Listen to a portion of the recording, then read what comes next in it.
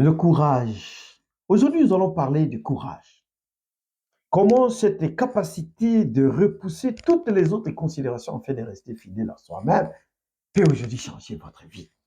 Avez-vous déjà senti cette petite voix en vous, celle qui connaît le chemin et qui est souvent étouffée par la peur du jugement, de l'incertitude ou les attentes des autres? Cette sensation de ne pas oser faire le pas, de ne pas être pleinement vous. Et si je vous disais que le courage n'est pas l'absence de la peur, mais la capacité extraordinaire de transcender tout cela pour écouter cette voix. Le courage, c'est la force intérieure de rester absolument fidèle à ce qu'il y a de meilleur en soi-même. Êtes-vous prêt à découvrir comment réveiller ce pouvoir en vous? Bonjour et bienvenue à votre chaîne YouTube. Je suis Albert, responsable de la chaîne YouTube. Boostez votre confiance. Aujourd'hui, nous allons plonger au cœur d'une définition profonde et transformatrice du courage. Nous allons explorer comment cette capacité de repousser toutes les autres considérations pour suivre la direction que son cœur désire peut changer votre vie. Attendez-vous à des stratégies concrètes pour identifier cette voie intérieure et agir à toute authenticité. Notre première étape, c'est de redéfinir le courage.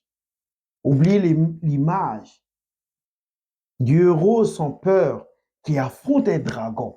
Vous devez oublier d'abord l'image de ces héros-là qui n'a pas peur, qui affronte un dragon. Le vrai courage, c'est plus subtil et plus profond. Est-ce parler à quelqu'un? Commencer un projet personnel ou poser une question difficile? Le courage n'exige pas un saut géant, mais un premier pas, même minuscule. Chaque petit pas, en accord avec votre authenticité, construit plutôt votre muscle du courage. C'est en faisant du choix, en dépit de la peur que vous pouvez vous prouvez à votre esprit que vous êtes capable de vaincre la peur et de prendre des décisions courageuses. Enfin, notre quatrième point, cultiver la force de l'esprit et la résilience. Le chemin du courage n'est pas toujours rectiligne. Le chemin du courage n'est pas toujours rectiligne, disons. Il y aura des doutes, des échecs, des déboires, des moments où vous aurez envie de tout abandonner. C'est là que la résilience et la confiance en soi entrent en jeu. Pour maintenir cette force d'esprit, pratiquez l'autocompassion. Reconnaissez vos efforts, même si les résultats ne sont pas immédiats. Entourez-vous de personnes qui vous soutiennent et qui vous encouragent à être vous-même. Développez des habitudes qui nourrissent votre esprit et votre corps. Il y a par exemple la méditation, il y a des exercices. Ressourcez-vous, surtout la méditation, tant dans la nature. Ces pratiques renforcent votre capacité à repousser les considérations négatives et à toujours revenir à votre essence. Pensez-y, combien de fois nos décisions sont-elles dictées par la peur de l'échec,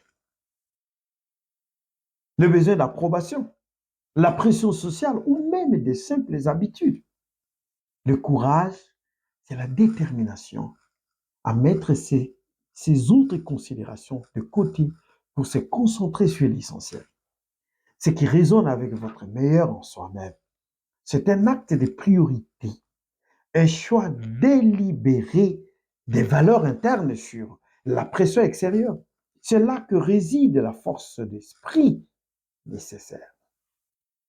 Et si vous trouvez de la valeur dans cette exploration du courage, n'oubliez pas de laisser un j'aime et de vous abonner pour ne manquer aucune de nos vidéos sur le développement personnel et l'estime de soi.